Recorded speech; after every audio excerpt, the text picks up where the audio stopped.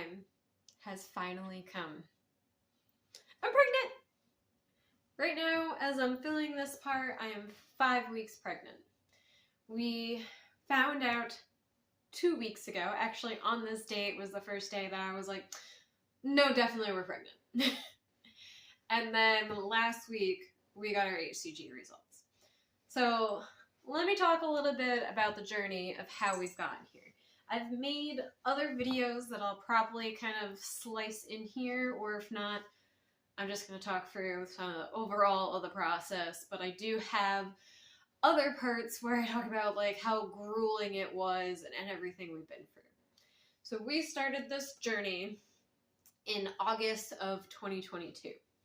That is the month that I went off my birth control. We were not trying yet, but that was the first month of, okay, we'll kind of see what happens, right? And we were getting married September 2022. Now, when we got to my wedding, I hadn't gotten my period yet. And I was like, am I pregnant? None of the pregnancy tests came up that I was pregnant. So I was still kind of like, well, I don't know. Could there be a reason why this isn't happening? And it was like that for months. I went to my doctor in October because I was concerned that I hadn't got my period in 3 months. And when I went, they're very unconcerned. They had no regard towards it. They said, it's just because you came off your birth control, and that is it. Then I had my annual in January or December. It was December. And I was like, I still haven't gotten it. And they said, well, that's a little weird. Maybe we should look into that. But my gynecologist was like, I don't think anything's actually wrong. I think things are fine. We'll look into it. We'll try to jumpstart your period. We'll see what's going on. So they gave me some stuff to try to jumpstart the period. It's like progesterone and oral. And you're supposed to take it for like 5 to 10 days. And then at the end of that, you're supposed to have your withdrawal bleed. It just didn't happen. It just was not happening. And she was like, well, let's run some tests. They run some blood work. A little off, but not totally.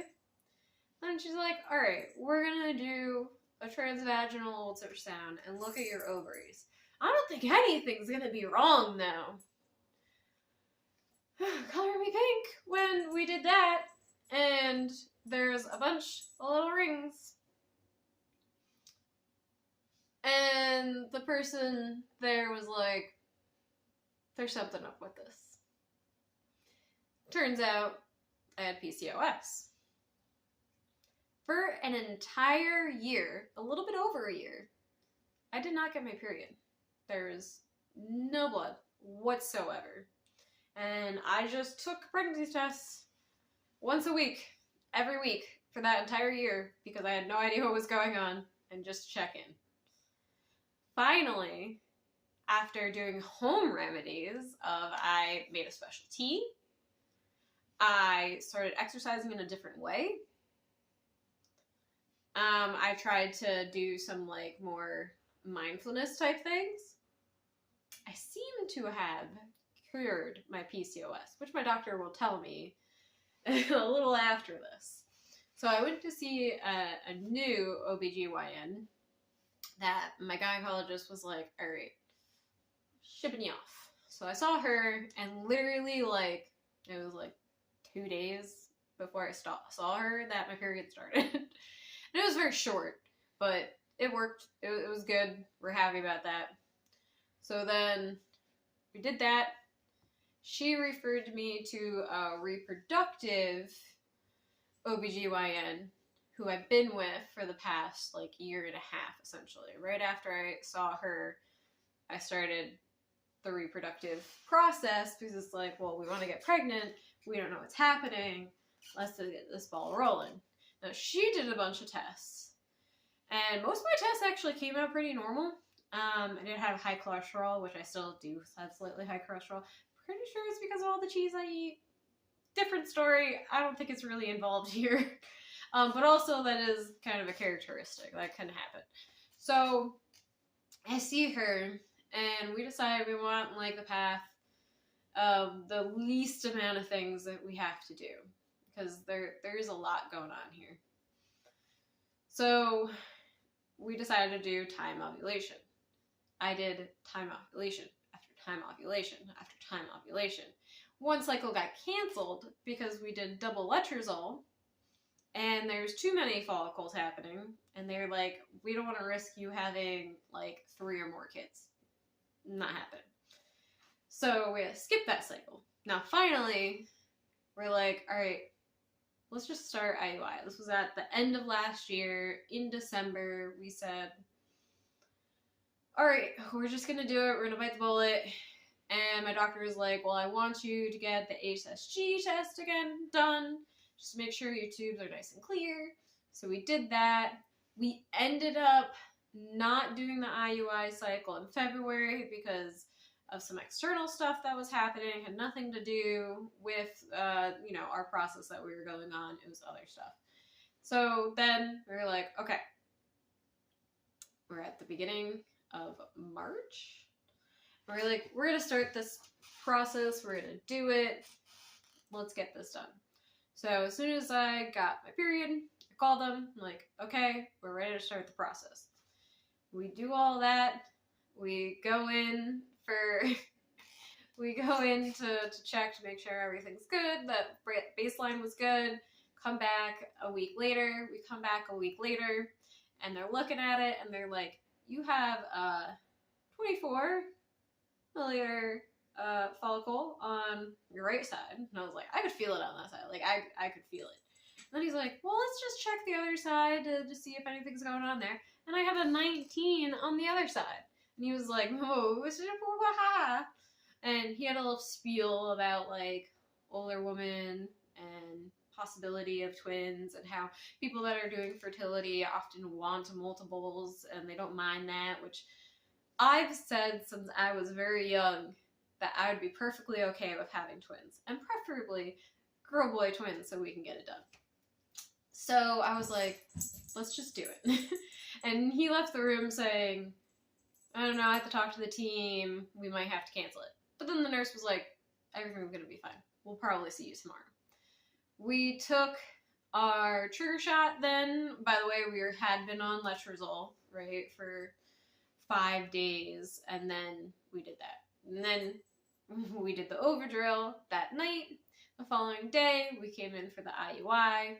We got that done. The procedure wasn't bad for me. It was uncomfortable, but it wasn't as painful as the HCG, which, gotta tell you, is very painful. I did not like it either time that I had to get it done. But we got the procedure done. It was just a syringe that he shot up in there. He has a special technique that he said gives him higher rates of success, which is basically just to get it up to the tip of the uterus where the fallopian tubes are and shoot the sperm there. Now, when we got this done, right, my husband gets an analysis done on his sperm, and we had to wait like 2 hours for that to get done. So he gets it done, and we're in the room, and the guy goes, yeah, it's only like, what do you say? It's only like 4% or something like that, or 3%. And that's not where we really want it to be, but it's okay for this procedure. And we're like, what is he talking about? What is going on? And he was talking about, like, the morphology of my husband's sperm, which I guess they're a little bit weird shaped. They're a little different, makes them harder to swim and get to the places they need to get to. So basically, we could have just wasted an entire year and almost half doing timed ovulation that was not going to work. So that was a little frustrating. But we got done with that. I start my progesterone a few days later. I think it was like 5 days later or something like that. To help my body, which is just holding everything together, right? Producing everything, making sure it's good. Now, I like to test out the shot. So I started doing that. As you can see at the top, right? You can see that it was darker, and that was 3 days pass, then 5 days pass, 7 days pass, and then at 9 and 10, you start seeing there's not much there, right? Now, I also did it with the Wanfus.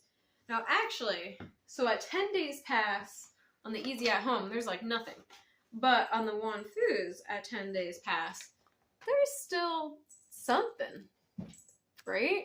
So I'm like, well, it didn't disappear completely yet. So then we get to 11, and I'm like, I think that's darker. I think we're pregnant.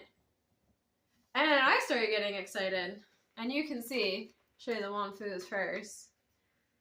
And it gets darker and darker and darker. And I also, because I ran out of room, it also got darker and darker and darker on the Easy at Home. And I think it was at 13 days past that I ended up getting a digital. And I was super happy about that. We got a blood draw at 17 days past, so that's 16 DPO. At 16 DPO, it was 446 for my HCG. My progesterone was 51, and my thyroid was like 1.2. So they're all good numbers. And then at 18 days past, it was 1,109 HCG, so it more than doubled. And then at 20 days DPO, we had 2,694 HCG. So it's all looking really good at this point. We're very excited.